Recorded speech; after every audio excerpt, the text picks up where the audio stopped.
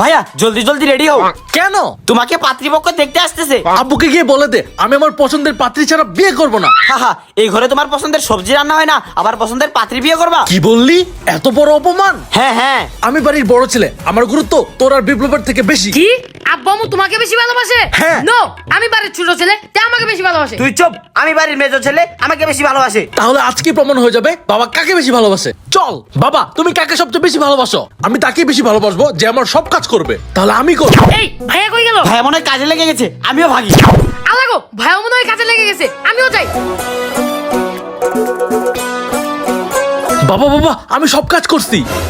আমিও করছি।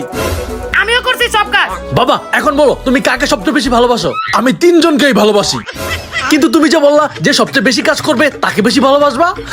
আমি তো তোদেরকে দিয়ে একটু কাজ করালাম।